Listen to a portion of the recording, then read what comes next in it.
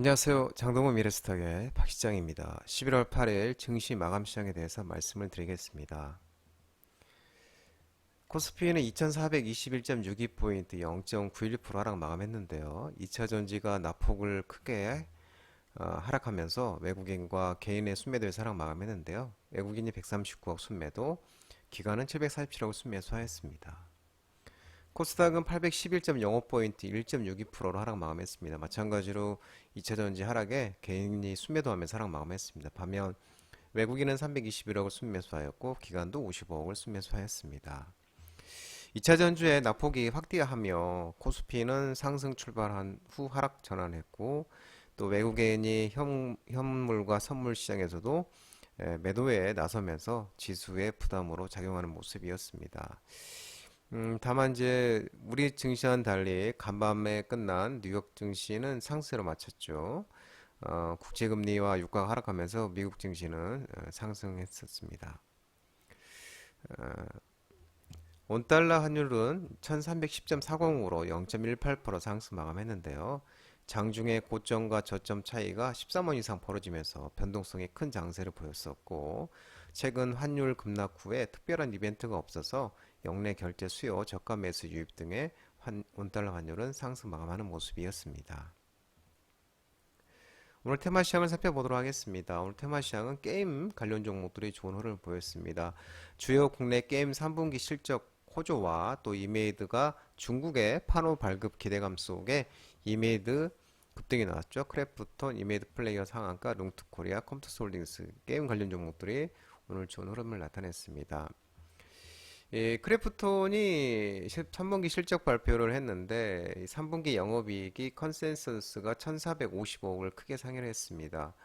영업이익이 크래프톤이 1893억이 나왔는데요. 전년 동기 대비 30.91% 상승한 건데 컨센서스가 1455억이라서 크게 올랐죠.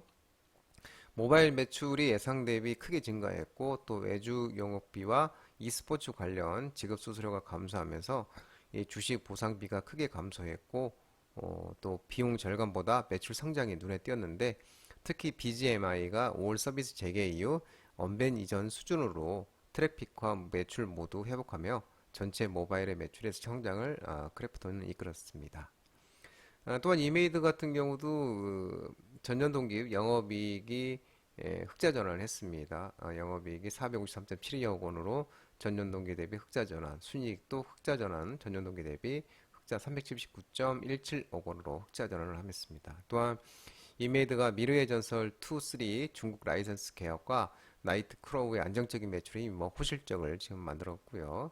또 이메이드 대표 장영국 대표가 3분기 실적 관련 투자 설명회에서 미르4, 미르M 중국 서비스와 관련해서 중국 서비스사와의 퍼블리싱 계약이 마무리 단계에 있고 각각 내년 2분기, 4분기 내 또 중국 판호를 발급하는데 문제 없을 것 같은 이 중국 판호 발급 기대감 속에 또 게임 관련주도 훈풍이 일어나면서 좋은 모습을 오늘 나타냈습니다.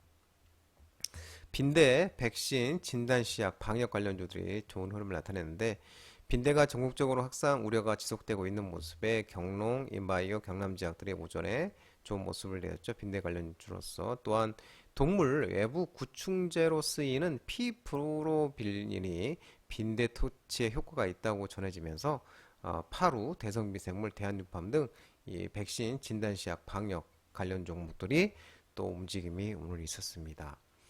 전국 각지에 빈대가 출몰하면서 시민들의 불안감이 고조되고 있는데요.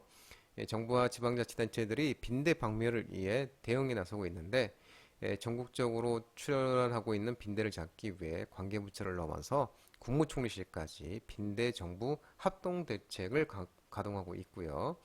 정부 합동대책본부에 따르면 지난 6일까지 전국 17개 시도 등에서 접수된 빈대 의심 신고가 30여 건이라고 밝히고 있습니다. 이 국내에 주로 출몰하는 빈대가 그간의 빈대 박멸에 사용한 피레스테로이드계의 살충제의 저항성을 보여서 대체 살충제 사용을 어제 검토한다고 있다고 밝혔었는데요. 이 외국에서는 이미 저항성 문제 때문에 다른 살충제를 사용하고 있다면서 대체 살충제 사용 검토를 환경부와 적극 협의 중이라고 언급을 하고 있고요.